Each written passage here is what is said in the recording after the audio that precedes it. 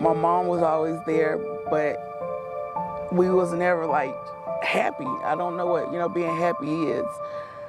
And growing up from a child, my dad telling us we ain't gonna ever have shit, we ain't gonna ever be shit. The first time I tried to kill myself, I was 17.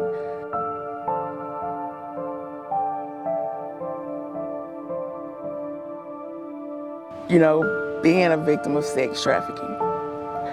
I was sold and captured by a close friend of mine. It didn't help that I was hanging with the wrong crowd, making wrong choices. My mom died in January.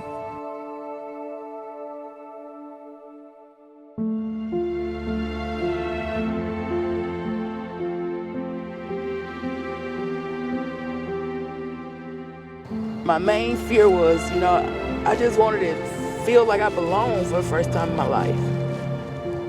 But he loved drugs more than he loved me. And I lost myself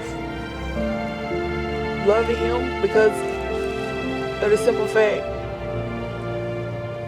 I married him to get away from home, just to get away from my dad, from the abuse.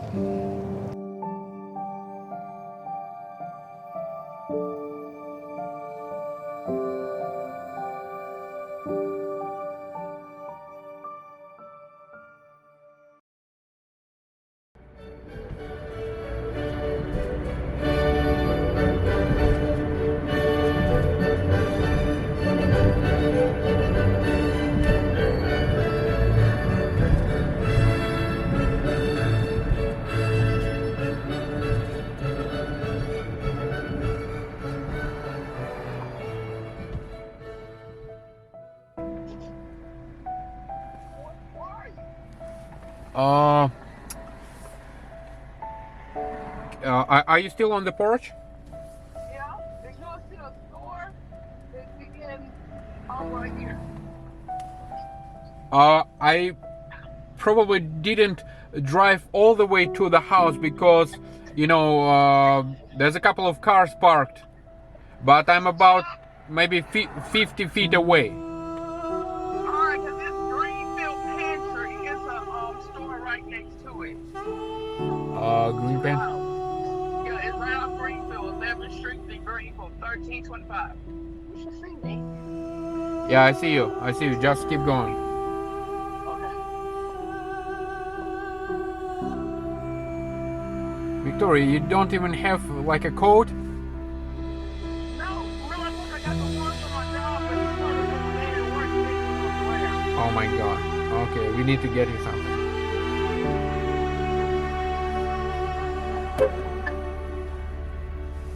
You see me?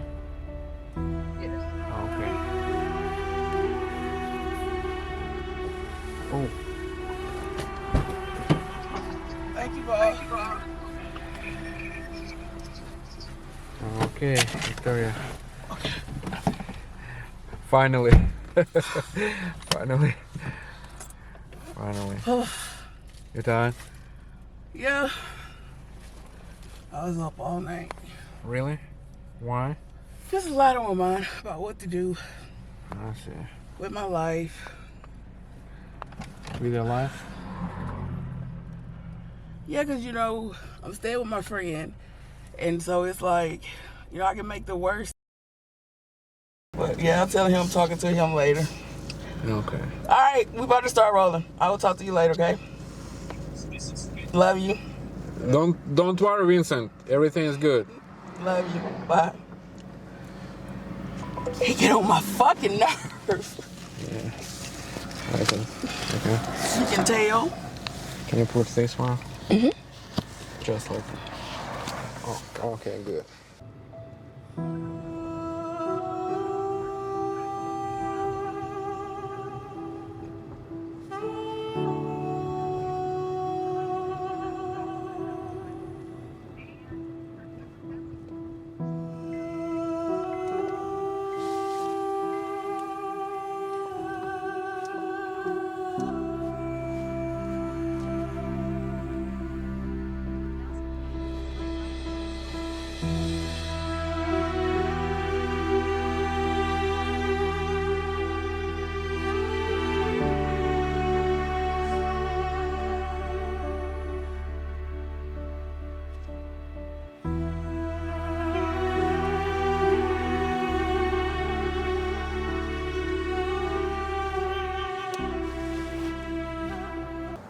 Hi, Victoria.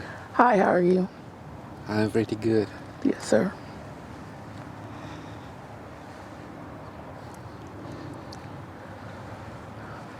I really don't know what to say.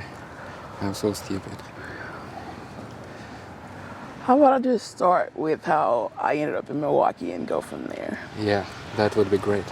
So, I ended up in Milwaukee, being a victim of sex trafficking. I was sold and captured by a close friend of mine's. It didn't help that I was hanging with the wrong crowd, making wrong choices. My mom died in January. And so I was lost. And so when I got to Milwaukee, being up here, I ended up being admitted to the hospital at Aurora Sinai. And they helped me get into a shelter. And I found a job at Rockwell where I met people who made me feel welcome like the family. My whole life, I've been trying to battle with who I'm supposed to be, who the world wants me to be, and who I really am. And it doesn't help much that I suffer with bipolar depression. And so I like Milwaukee because Milwaukee makes me feel like I matter. Milwaukee makes me feel like I'm a human. Growing up in a domestic violence home, I didn't have a voice, I didn't have an identity.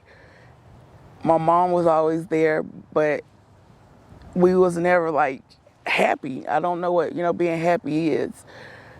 And growing up from a child, my dad telling us we ain't gonna ever have shit, we ain't gonna ever be shit. The first time I tried to kill myself, I was 17. And so from then on, it was like, it's been bad for me because when I was 18, I met my husband who was 20 years older than me, and in prison, I just wanted to be loved and to love somebody. From there, being with him, he introduced me to drugs. So then I had a drug problem. And then when he got sentenced to 17 years in prison, here I am now who don't know anything about the streets. I'm strung out and now I'm in the streets. And it went from being in the streets to, just doing stuff I wasn't proud of. I've always been smart. I've always loved school. I always loved helping people. It's depressing when you're always the one who have to solve everybody else's problems and not having that same support when you need help with your problems. And so I'm still trying to find myself. It's just being in the situations, I get so depressed that I don't know how to get out of it. So that's why I'm here. Like, I'm still trying. I'm still trying to find my place. It's just everything goes good for a while and then it's like bad things start happening, not through no direct cause of my own. And it's like, what am I here for? We're all the good people in life. And then it's like, people don't understand that when you are in a storm, you don't know the outcome of it because you're going through it. But it's people and real people like you who are like my real friend. You get what I'm saying? And I keep trying to tell everybody, like, not everybody in the world is messed up. The world is messed up, but there's still good people. And it be blessings when people run across people like you. And that lets you know that, like, hey, well, we ain't so bad. It's just, it's hard because I try with everything in me. Like, how did I go from, being a drug addict and fucking having sex with random people just to be doing it to actually finding a good job, ended up being in the shelter, getting my own place, my own cars, and just to lose it all just from trying to help people. Victoria, usually, in people's lives, everything starts from childhood, from the time when, we are born. And could you tell us a little bit about your childhood, like something good or bad? Where you were born? I was born in Tuscaloosa, Alabama. I can't remember my childhood except to, until I'm like 8 years old. I have 4 other sisters and 3 brothers, and we all used to play together and stuff. We used to have fun. It's just my dad, he used to drink. He used to put his hands on my mom, put his hands on us. We was constantly having to move because, they was getting kicked out of, the apartment complex. So, I mean, my mom was probably the only good thing about my childhood because she was always there.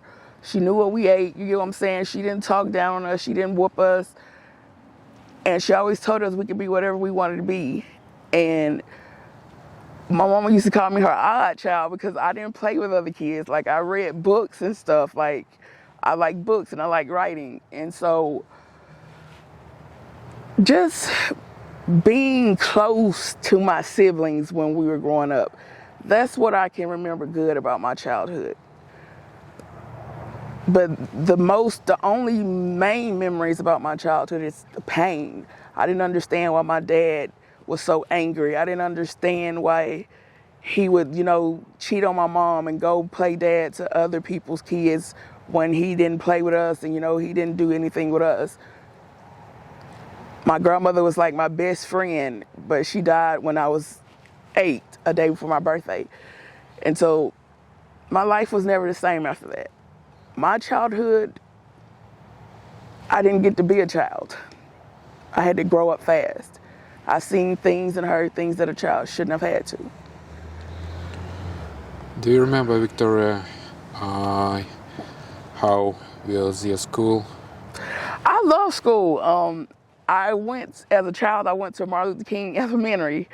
School was fun. I always liked school because of the simple fact, even though I got picked on, I like making good grades, and I like getting awards, and I like being a part of stuff.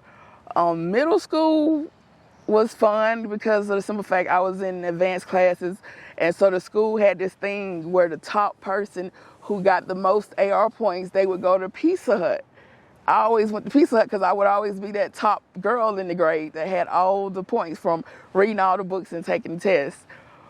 And so high school was okay. It's just I still got picked on because I was, big, but I was still, had great grades. But everybody used to call me the teacher's pet in all my classes, which I was not the teacher's pet. It was just the fact that my last name I always ended up by the teacher's desk. But in high school, I guess I was an overachiever because of the simple fact that was the only thing that I could control. I couldn't control, the home situation. I couldn't control that my dad was abusive.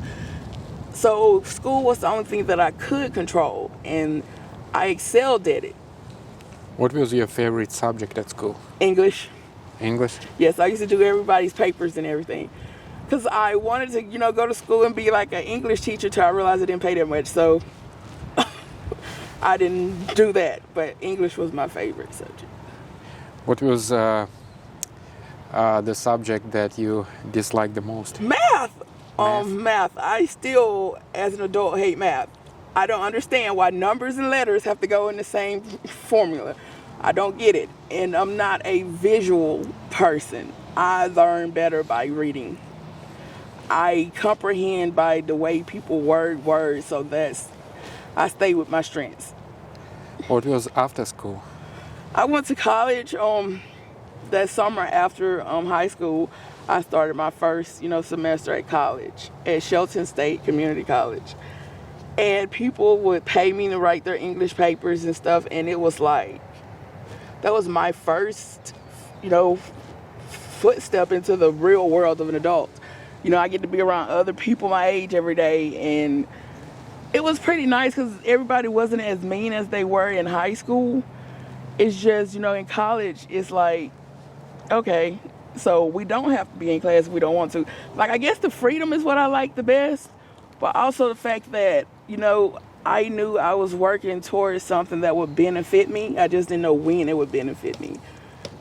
And now that I'm 34 and still trying to find my place in the world, having my college degree helps a lot. Going back into your childhood, who did you dream to be in life? My childhood, I wanted to be Tuscaloosa County's first black woman's DA, district attorney. That was my goal. And it was like, because being that I had been hurt a lot growing up, I always wanted to put the bad people in jail. Because, bad people don't always get what they should get. So that was my goal. That's why I always loved criminal justice. But I always told my mom I wanted to get married and have 12 boys. 12 boys? I wanted my own football team. No girls? No girls. Nope. My own football team. Because girls was always mean to me. So it was boys. Boys was always nice to me. And so it was like, I wanted to get married, be somebody's wife, go to work, take care of my family, and have 12 kids. And I think you mentioned that you actually were married. Yes. I've been married. I'm still married. Vernon Lambeth, white guy. He's 20 years older than me. Growing up in an abusive home and not feeling loved, like I was lost and just looking for love from anybody. He had did 20 years in Alabama prison. We got married, right after I graduated from high school. I did what I was told as a wife. Never interrupted two men when they were talking. I took care of him. I took care of certain individuals in his family. Whatever they couldn't do, I did. My main fear was, I just wanted to feel like I belonged for the first time in my life. But he loved drugs more than he loved me. And I lost myself loving him because of the simple fact I married him to get away from home, just to get away from my dad, from the abuse. Hearing my dad talk to mom crazy, hearing him call us that. Fathers are supposed to protect their little girls, not be the first ones to hurt them. Right. And so Vernon was my first for everything. First person I ever gave myself to willingly, first boyfriend, first marriage. It's just, I loved him to the moon and back, and I did anything he asked. I did whatever I could for him. It's just, over a period of time, nothing ever changed. He kept going to jail. I kept bailing him out. He kept being unaccounted for. He wasn't there. And that was my only requirement. Because I never felt like I belonged in life, nowhere. I just wanted my companion, my friend. I can build an empire. Just keep me company. And then in the end, he couldn't even do that. And he called me before he started his prison sentence, and he asked me if I could wait for him 17 years. I had just gave him the best years of my life. And he asked me to wait 17 years. What I was supposed to do? Put myself in a jar and sit me up on the counter or shelf? Life don't work that way. Right. And I took charges for him. Went to jail for him. For nothing.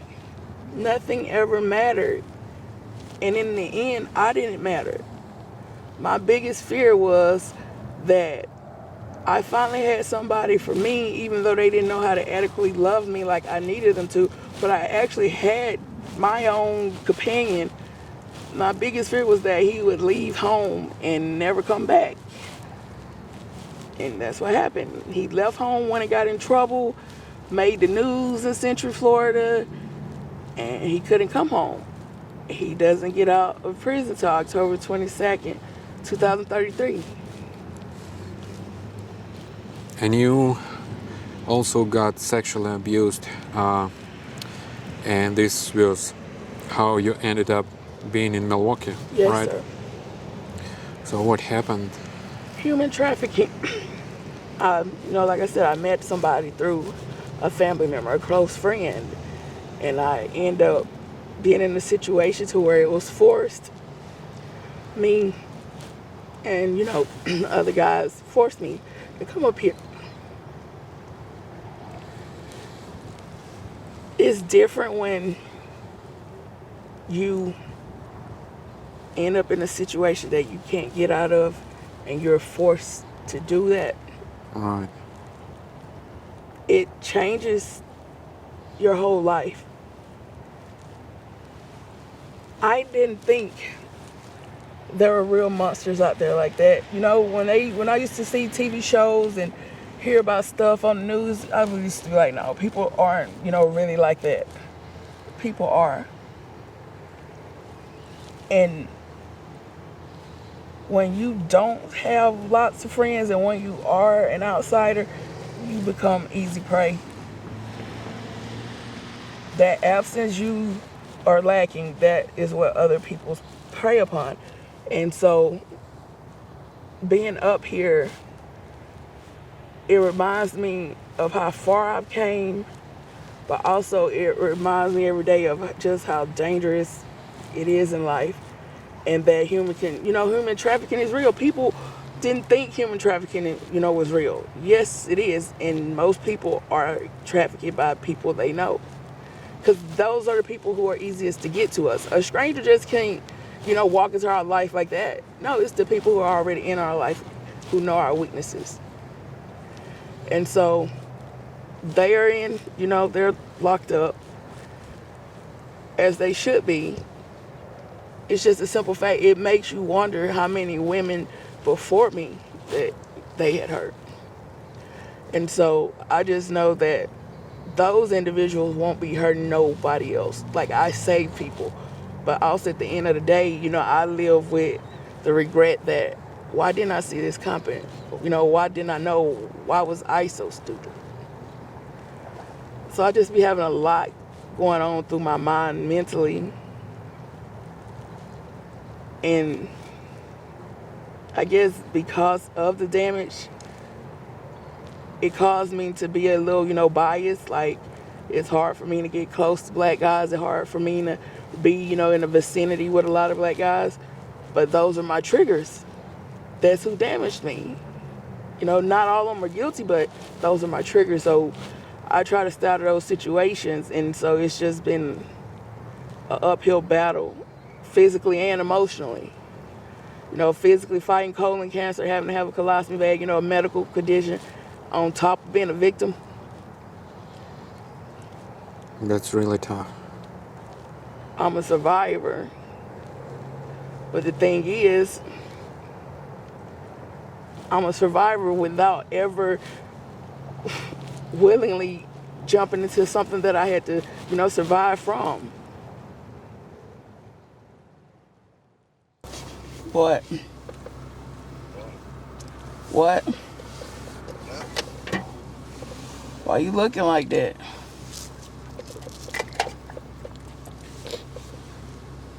Like what? It's not funny.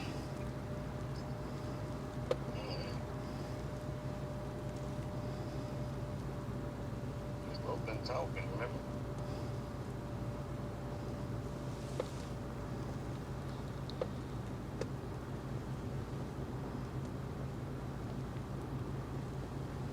Yeah, you wanted me to just hold the phone, and you just hold the phone while I do my documentary, yeah. Right. Well, make sure you get the YouTube invite with my documentary. You what now? I said, I'll make sure you get the YouTube documentary so you'll see my documentary.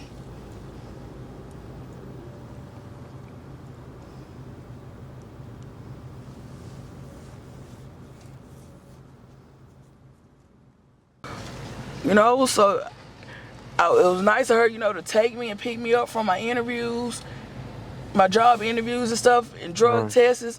Like, I appreciate her for that, but it's like, I'd rather, you know, be able to be self-sufficient on my own. Right. I think they're bringing enough food. Thank you, sir. You too. Thank you. You want to eat first and then go, or? We could go. You can go? Okay. We can park I can eat while you drive if you want. and the It don't matter. No, I don't want you to kind of be in rush. Just put this address in GPS. Okay? Yes, sir.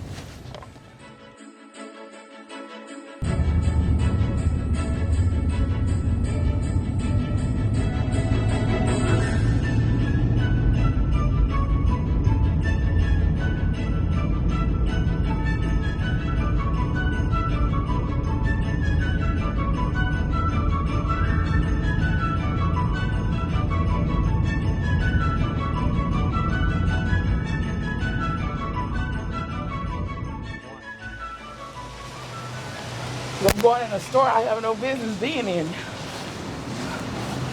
When was the last time you've been shopping? Huh? 2 years, 3 years ago. Ago? Are you serious? Yeah, for clothes, I don't.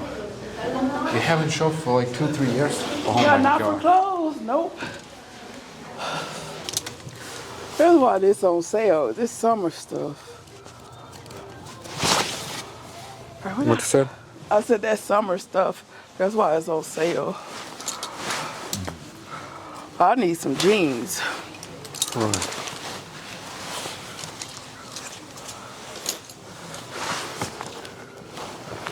You like this color? I need to know the size. That's the right size.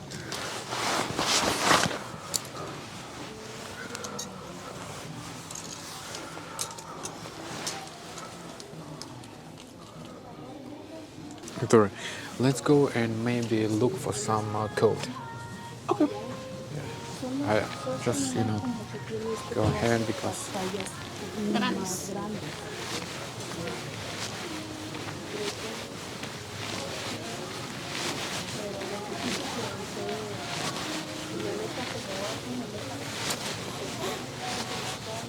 I'm just saying though, they nice.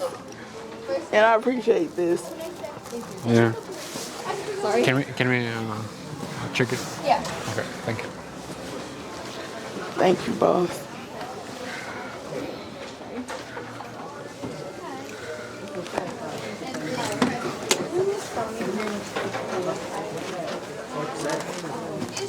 Did you want to keep something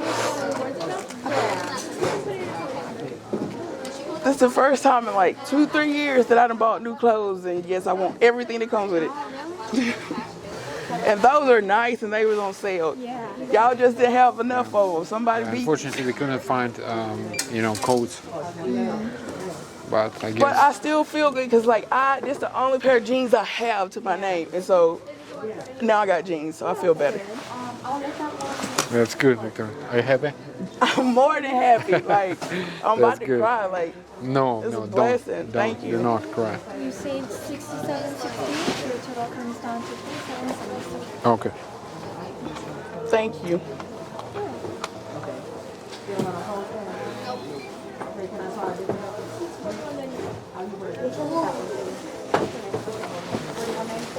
Okay. I'm not sure if it's the actual price. Thank you, boss. No problem at all. Okay, thank you. I'll take both of them. Now I got new jeans, I can't quit smiling. right? Literally, people don't know just how exciting this is. When get you something miss new. basic stuff, when you ain't got basic Yeah. stuff, yeah, when you got it and you get it, it matters. Absolutely.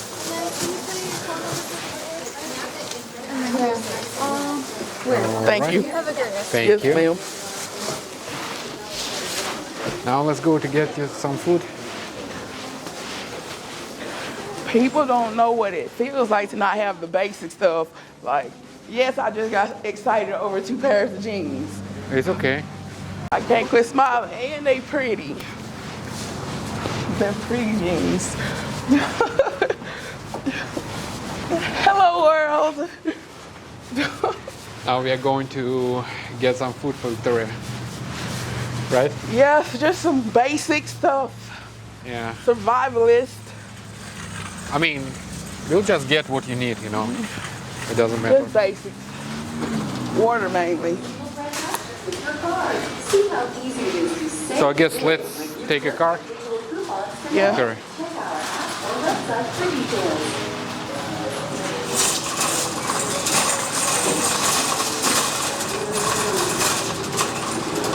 Again, just go ahead and, you know,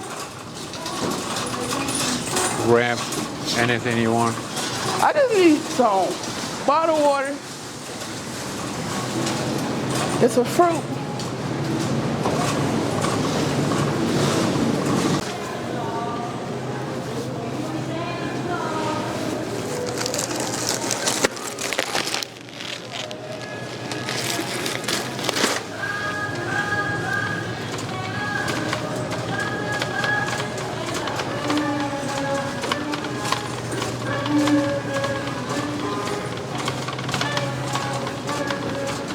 You're like Santa to me. I feel like it's Christmas. I'm like a Santa. Yeah. Literally. You're a blessing. You just don't know.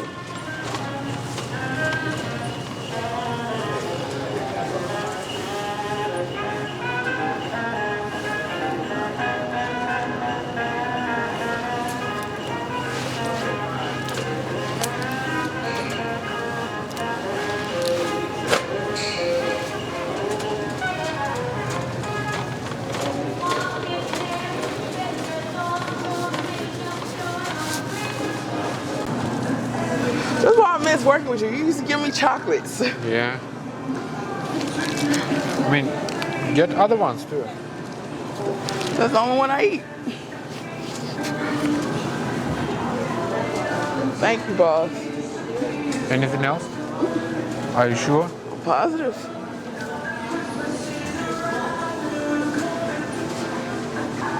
I guess we should go over there. Right. Yeah.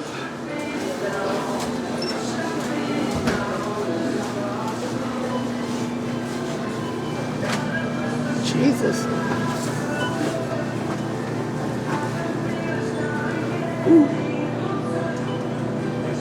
Tori, I just got so much on my mind, you know? Go through all my solid battles, you know? Go through the storm in silence. I understand. Don't complain, don't ask for help. So yeah, I feel relieved, but I also like my pride, you know? So you feel a little bit better? I feel a lot better. It's a pride thing, you know? I was raised that if you can't get it on your own, that means you don't need it, and it's a lot of stuff I needed I understand. that you got for me, and it makes me feel better, but then it makes me, my pride though. I understand. Yeah, I'm swallowing my pride.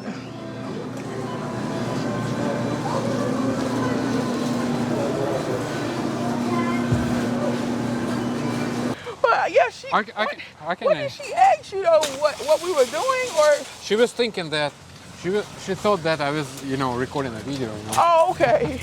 And I actually did. Okay. But you know, I told her that I'm just trying to buy some food. Yeah.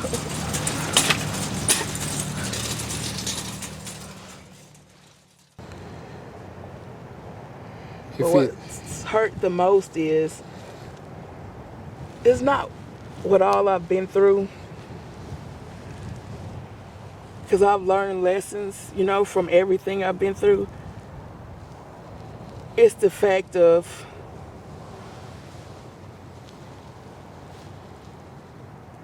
where was the people at that loved me and cared about me? Victoria, I think there's still quite a few people who are good. You just have to find the right one. And I think to find the right one, you have to, you know, surround yourself with good people.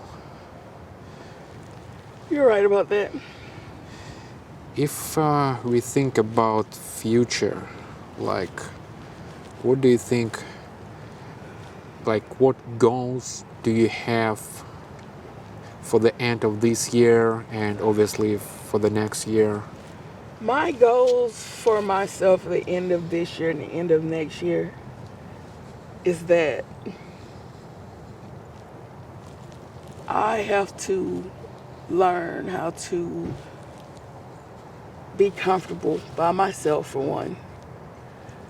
But number two, my goal is to not be afraid to show the world just how smart I am. Not be afraid to do the things that make me happy inside. Basically, that's my goal for 2024, is to do me with no regrets. Because my whole life, everything I've ever did, I always thought about what anybody else would say or how it would affect someone else. And that is how I've lived my life. But my 2024 goal is to live my life for me unapologetically. That's a good goal. Quit hiding myself from the world. That's a good goal, Victoria.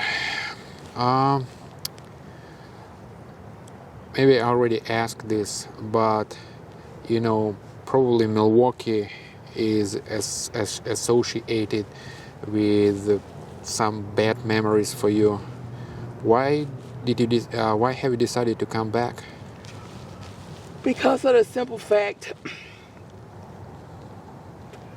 when I went back home to Alabama, I love my family. I love them to death. It's just, Milwaukee is the only place that I've been able to be independently on my own and be okay. Milwaukee has a lot of opportunities, such as, like I said, I love security corrections, to where in Alabama they don't offer the pay raises and stuff down there. Just the quality of life is different down there than Milwaukee. Milwaukee, if you're motivated enough, literally, Milwaukee, you can take the world. The world is for yours to take. Down there, I don't have those opportunities. And also, being around my family and stuff like that, I get so caught up and time consumed by what my family has going on that I don't ever just focus on myself and my goals. At least up here, without that distraction, I'm able to literally start, reaching my goals. I love computer programming. Milwaukee is where I finally got my LLC for my business. And it's like, Milwaukee, even though it has, pain, it's a painful memory of how I got here, but the opportunities here are way more rewarding than the pain that got me here. It's not where I come from, it's where I'm going, and Milwaukee holds the key to where I'm headed. Right. And I heard that you're about to start a job. Yes. Actually, since this past week, I've got, one job for security, at Permar. But also that I've, passed the physical fitness test and the medical examination, and that I'm supposed to start the academy for correctional officer January 16th. And that is that's a life-changing factor right there. To actually have a career with the state, something I've always wanted. I feel like my chance to change my life financially and gain stability, I feel like this is my chance. Right. And I can't pass it up. I can't, let it go because, hey, my family want me in Alabama. I can't pass that opportunity to make my life better for them. Yeah, to have a job is very, very important. I remember you texted me a couple of days ago saying that you are pretty much homeless. Yes, because my lease was up in September. even with me working, being in and out of the hospital, like, I still tried to go to work. I still try to be self-sufficient. She didn't renew, my lease. And so it's so hard trying to find housing in Milwaukee because there's so many people. But on top of that, it's hard when you're trying to survive the day. Right. And so, my ex totaled my car. I lost my car. And then losing, not having a place. I'm in a bad circumstance, And so it's like making the best of that. And the thing is, like, staying with people, yeah, it's fine, long as you're giving them what they want. And that's the thing about humans. Everything is so circumstantial. Well, I'll do this for this. No, it's like, if you're going to help somebody, help them. It shouldn't be circumstances, that surrounds it. And so it's like, this is my opportunity to just do what I have to do, no matter the cost. If I still can come up here being a human trafficking victim and have to live in a shelter and, go to work from a shelter and then get out, get my own apartment, like, I'll do the same again. But this time I know now that it ain't no friends. There's no such thing as real friends. Most people these days now are opportunists. You rarely come across people who just have good hearts. And so now I know that even though my situation, is messed up, the thing about being the most successful is being that I have been presented with these jobs is to do what I have to do, but just show up and it eventually work out. As long as I keep showing up. And so I plan to keep showing up and not giving up. What, Victoria, maybe the last thing that I would like to ask, what would you tell people, our viewers who are watching this, like maybe some advice in life or?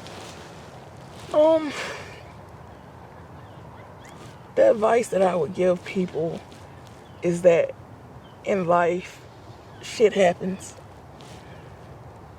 But good things, bad things, because I've been on top of the world. Just 5 months ago, I had my own car, my own apartment. So everything's only temporary. The thing is, whether it's pain or hurt or whether it's success, to realize and appreciate things when you have it, but to also realize that it's temporary, that it too shall pass, and that no matter how bad a situation looks or no matter how bad a situation feels, let that be the motivation to not give up and the motivation to keep moving forward, so that number one, you won't stay in that situation, but number two, you'll never be in that situation again. Victoria, I've been knowing you A year. for about a year, and I always knew that you're really smart, but after you have just told us, I just think you're just so smart. You need to be happy, you need to have everything, and I hope everything will. I've lost everything by helping everybody. So that's why I said 2024, I'm living my life for me, unapologetically. All right. Just so tired of the struggle. And then everybody else only want to fuck with you when they can get some out of it or they need some out of it. Yeah, I understand that, Victoria. It will be all good. Right?